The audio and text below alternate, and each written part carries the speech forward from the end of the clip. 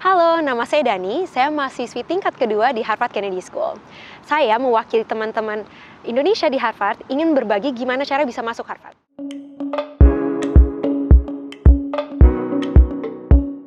Banyak yang bilang masuk Harvard itu cuma sekedar mimpi. Saya juga dulu berpikir seperti itu. Tapi, saya buktinya bisa berhasil masuk sini. Ini karena saya persiapkan dengan baik dan saya yakin kalau teman-teman juga berpersiapan dengan baik, pasti bisa masuk Harvard juga. Nah, ada 4 hal yang perlu teman-teman persiapkan supaya bisa masuk Harvard.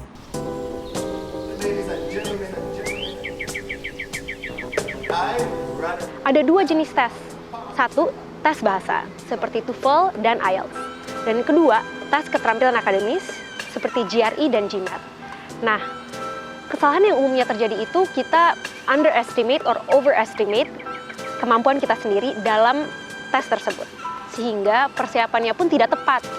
Nah, solusinya itu adalah coba tes dari awal untuk bisa mengukur kemampuan teman-teman sejauh mana terhadap tes-tes tersebut. Yang kedua itu CV.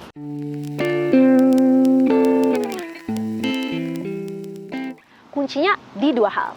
Satu, formatnya. Nah, teman-teman perlu sesuaikan penulisan formatnya dengan yang diminta sekolahnya. Kalau dia minta katanya aktif, gunakan kata aktif. Kalau dia minta bullet point, gunakan bullet point. Jangan sampai teman-teman tidak mengubah formatnya. Nah, yang kedua itu isinya. Setelah diskusi dengan teman-teman yang di Harvard, kesimpulan yang saya bisa ambil adalah mereka telah merencanakan kegiatan yang mereka lakukan supaya sesuai dengan jurusan yang ingin diambil.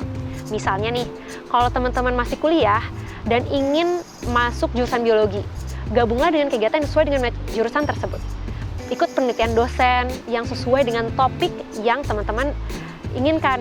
Nah, kedua untuk teman-teman yang sudah lulus, coba identifikasi kegiatan teman-teman sama ini. Apakah pekerjaannya sesuai dengan jurusan yang ingin teman-teman ambil? Kalau ingin masuk jurusan hukum, apakah sudah praktik hukum? Apakah sudah pernah melakukan riset-riset yang terkait hukum yang teman-teman tertarik?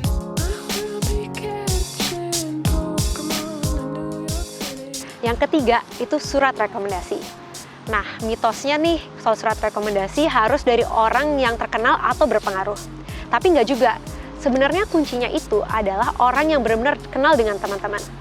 Sehingga mereka bisa memberikan cerita dengan detail dan personal tentang kualitas-kualitas yang teman-teman ingin tunjukkan dalam aplikasi teman-teman.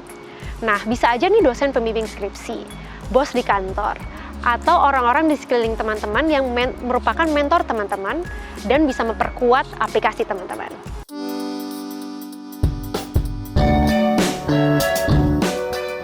Yang terakhir itu personal statement. Teman-teman harus mulai dengan membaca instruksinya dengan baik.